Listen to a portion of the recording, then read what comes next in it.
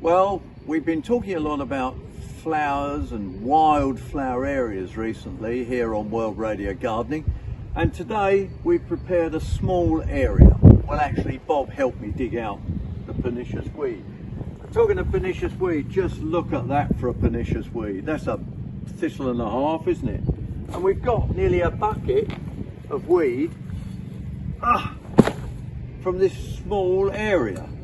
So definitely get any pernicious weed out. Best to use a spade. You can dig right down, get down to the root and dig the root out.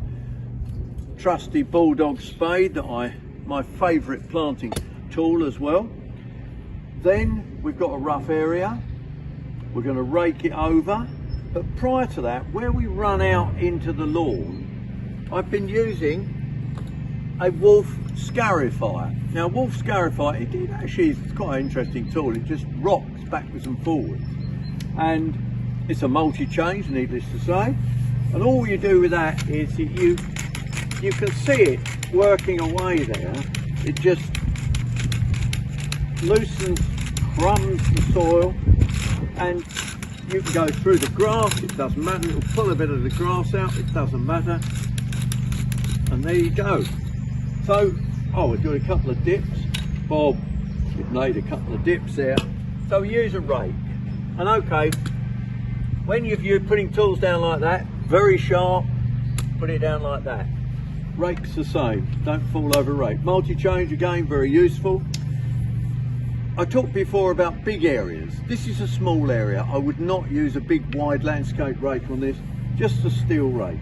And we just fill in these holes, sometimes just using the back. We're not after a terribly firm surface, we're just raking it in like that. There we go.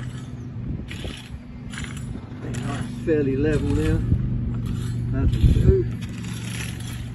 There you are. Now, we talk a lot about seed. I've just used a Stanley knife to cut open this seed. This is a cornfield annual mix from King Seeds. See, you always put the blades are nasty on these. Put them in. Put it down back on the ground before you do anything else. They're annuals. And people say, well, yeah, but it's an annual. Why does it come up every year? Well, it only will come up every year if we have successful germination. They grow, they flower, they then go to seed, hopefully in a dryish end of the summer. They'll drop the seed through August time. We can then cut it at the end of August, all the dead humes off. The seed will drop to the ground as you shake and you remove those old bits of plant.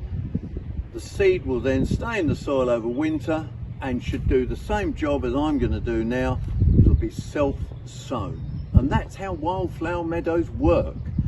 They're not guaranteed. If we have a really dry summer or a very cold spell still, you won't get good germination.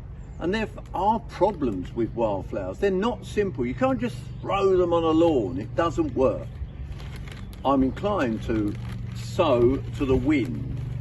Just throw it on. I never rake over, because I believe then you rake the seed around and you'll end up with patches.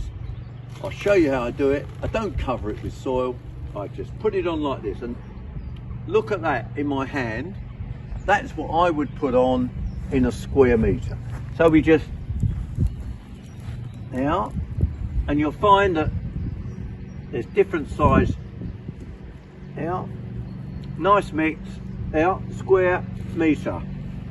And as you can see in the packet, there's lots of different size seed, large, small.